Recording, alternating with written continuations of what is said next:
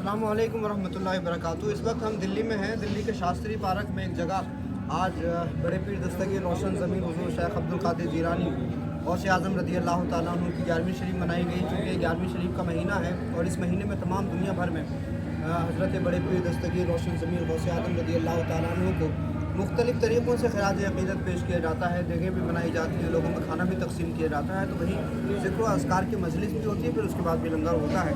तो आज हम शास्त्री पार्क दिल्ली में हैं और शास्त्री पार्क दिल्ली में ये हमारे सूफ़ी जलाल साबरी साहब हैं।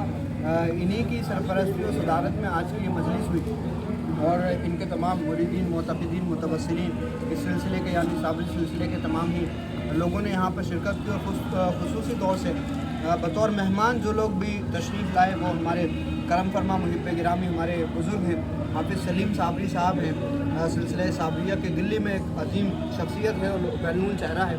उसी तरह से हमारे डॉक्टर सैयद शदाब हुसैन रिजवी साहब हैं, हमारे बड़े करम फरमा हैं, हमेशा हमारे रूहानी काफ़िलों के अमीर होते हैं। और उसी तरह से हमारे सूफ़ी अनीस साबरी साहब हैं।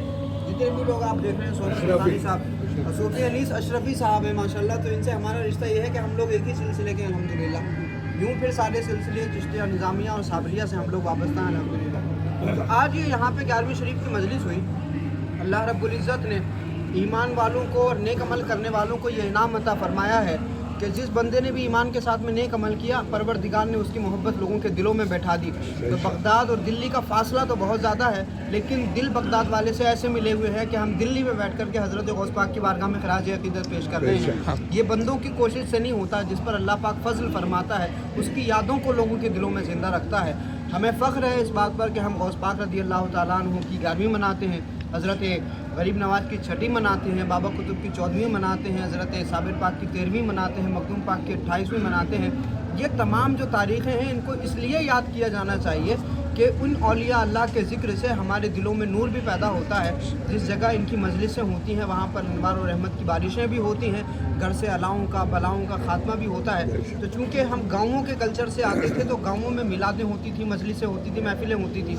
जिस ज़माने में मकानात कच्चे थे उस ज़माने में इल्म और अक़ीदत दोनों बड़े मजबूत थे, लेकिन फिर धीरे धीरे लोग गांव से शहर की तरफ शिफ्ट हो गए तो यहाँ की दीवारें भी बड़ी मजबूत होती हैं। फासले अगर से कम होते हैं लेकिन उसके बावजूद भी दिल मिले हुए नहीं होते हैं, क्योंकि मजलिसें यहाँ नहीं होती, महफिलें नहीं होती। मैं मुबारकबाद पेश करता हूँ हाफिज़ सलीम साबरी साहब हों या हमारे ये भाई हों डॉक्टर सैयद शदाब हुसैन रिजवी साहब हों या सूफ़ी अनीस अशरफी साहब हों और ये सूफ़ी जलाल साबरी साहब।